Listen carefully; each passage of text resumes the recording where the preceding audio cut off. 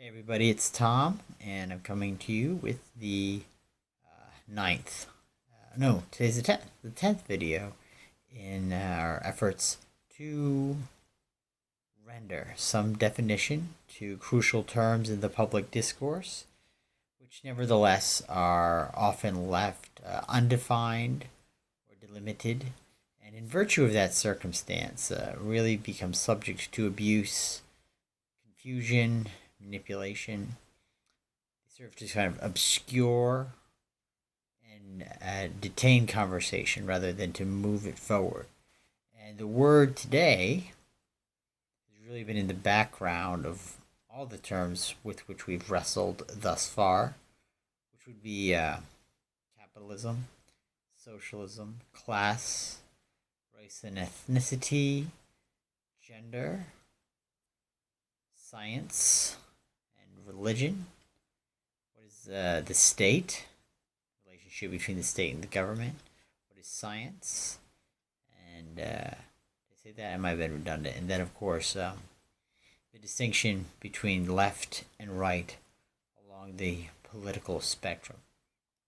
But what is power? Sort of in a fashion, which one encountered, I thought, similarly with gender. The notion resists our efforts to understand it reductively. Now, the kind of ordinary, everyday way of thinking about power is the capacity to affect an intended result, and it's connected with the idea of an agent. We are all, as it were, agents, and the ability for us to enact our intention is one way of approaching or defining power. And that obtains not just in terms of our agency as individuals, but as collectives, as part of a whole matrix of relations. And it's in virtue of that kind of node that we enter upon an alternative approach to power, which could be, we could sort of call it the structural approach, where we begin to appreciate that power resides not simply in individuals and actors or agents, but also in broader structures, like the economy, the government. These are kind of gross examples. Sometimes they're far subtler. Gender was an intermediate example, where how our definitions of gender roles condition how we cultivate and express our identities. And not only, in these alternative forms of, or spaces or structures where power resides, some people term them hidden or invisible, depending on the context.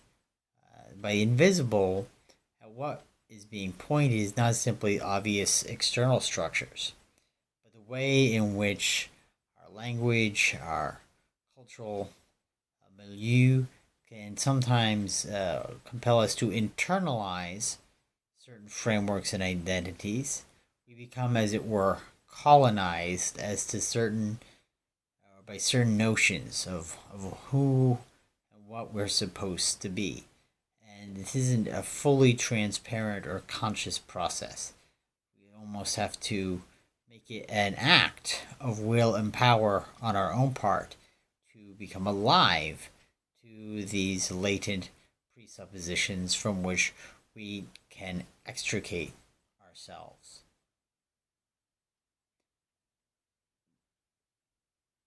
And perhaps a helpful addendum sketch is that these structures through which power is finding expression aren't static.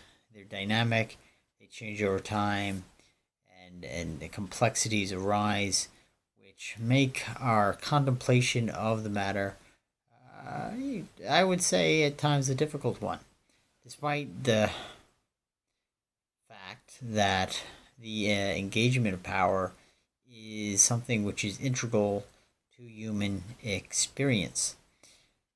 Here we could bring up an important theorist, a person who sort of really influenced how power was conceived, Michel Foucault. And for Foucault, power was fundamentally a relationship, or a set of relationships that arise through what could be called the practice of discourses. That is, the structures of knowledge that we inherit, for example, are embodiments and conditioning elements of the sort of power complex, the power matrix, power womb, if you like. It's interesting to think how the word matrix in Latin means womb. And one way this comes up in our own culture, and in which I find distressing, is in the emphasis which is placed on the discourse of neurobiology, where the thesis is often proffered that our mind, if you like, can be reduced to our brain, or that who and what we are is ultimately just the outcome of certain neurophysiological processes. And if we want to sort of transform who and what we are, we have to situate our focus within the manipulation of these processes, which, in light of the fact that this discourse of neurobiology, is itself embedded in a broader so-called scientific discourse, which would have us submit ourselves to a group of experts, psychologists, psychiatrists, neurobiologists, doctors, and so forth, in order to arrive at where we want to be. And in this connection, I would argue that it is a dynamic in which the power flows away from us as agents and is then, handed, as it were, to this aggregate of individuals. And it's not like this sort of thing was sort of set up consciously as some kind of a conspiracy, though there is some element of that going on historically. Things are really either or. It's really both and. But in any event, one sees when you start looking at it, at the question of power through this lens, that it's a rather more difficult thing with which to grapple than we initially anticipated.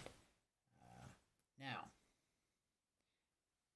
the challenge which confronts this account of Foucault is that it seems to discount agency, or doesn't emphasize agency adequately. In order to respond to that objection, what I would, by contrast, aver or suggest is that what Foucault and people who are taking a similar tact or approach in their analysis of power are actually doing, they're creating a condition of possibility so that we can become aware of strictures, constraints, limitations on our agency, which might hitherto have been latent and in the background, and as a consequence exerting a subterranean influence on who and what we do, which would actually compromise our ultimate agency. And so the two do not stand in necessary antithesis to one another. This sort of dynamic relational view of power that we can get from a Foucaultian or similar analysis allows us to appreciate the situation in which we find ourselves, and in light of that appreciation, create the possibility of acting more effectively in subtle or overt ways, such that that we become a locus of power. And that's not necessarily a bad thing. In fact, I would say ultimately it's a good thing. Unfortunately, we find ourselves in a milieu where, because the exercise of power is often closely associated with problematic individuals and behaviors, we want to just have nothing to do with it. But the irony is that this actually continues to empower those problematic individuals and actions, right? The only thing necessary for evil men to succeed is for good men to do nothing. Now, how does one enter into this relationship with power positively? Well, I'm not going to pretend to have like a straightforward answer to that question, but I think that we have exemplars who can perhaps catalyze some insight in that connection. People like Gandhi, or Dorothy Day, or Martin Luther King Jr., or Henry David Thoreau, or myriad others, right? Who were committed in their presence and their action to love. Now, love really, in my view, is the cardinal point on the moral compass. And what does it entail? Well, it is both a willingness to allow others simply be as they are. A willingness, by the way, which is ultimately predicated on a kind of confidence in one's own being, and a movement into the world and with the world that wants to establish the conditions where that kind of relationship, a relationship of allowing and of mutual enjoyment, and ultimately a relationship that conduces to fulfillment and prosperity, becomes more broadly attainable through the whole of society. So I'm just laughing at my own sort of circuitous way of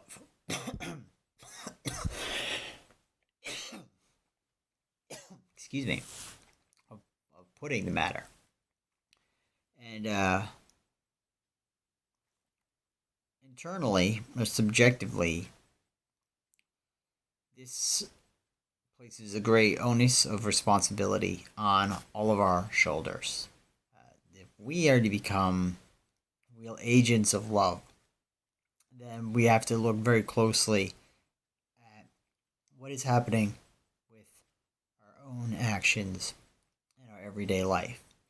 And here it might be useful to import the work of someone like Marshall Rosenberg, who initiated what is often called the process of nonviolent communication.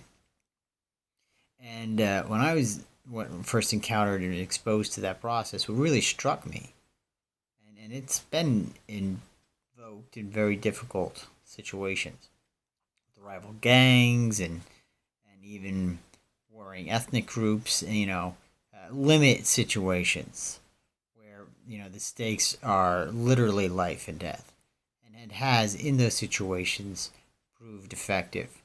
But what struck me about the process of nonviolent communication, which itself is actually a mode of power, is that it creates incredible demand for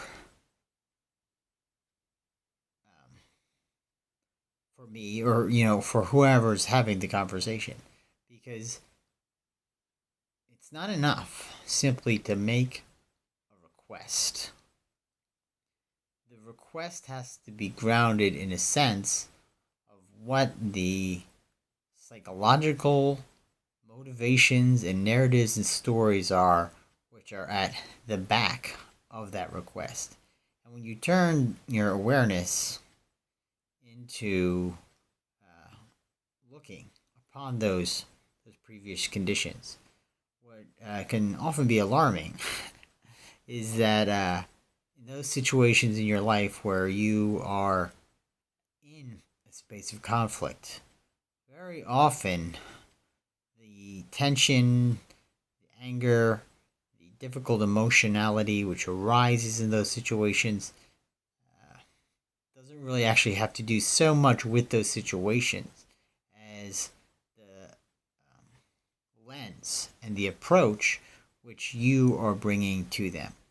And you have to kind of cleanse the doors of your perception, to borrow a phrase from William Blake, to be able to really sort of take a breath and re-engage with that conflict in a constructive manner without the interfering influence of this previous internal material.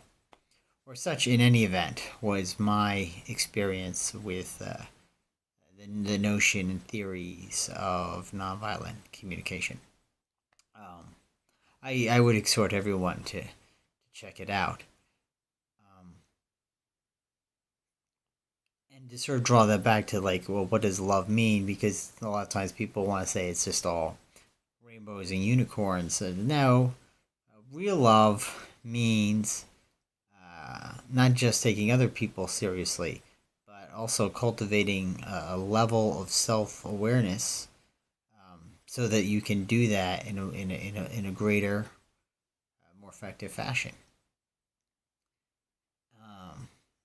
And our reluctance, I believe, to do that, is just the way things have cashed out,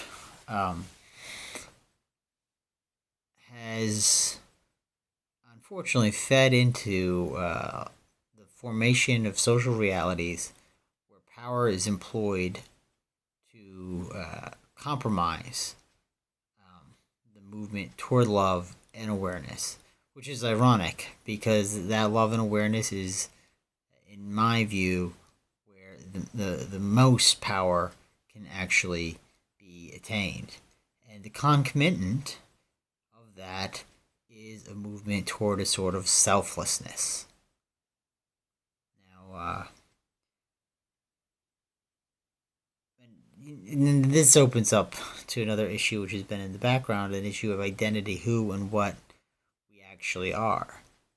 And on that count, I'm fundamentally an optimist. I mean, it's because even when we've made the most grotesque of errors, we have still the ability to go back and free ourselves from whatever the subjective conditions were that facilitated that mistake.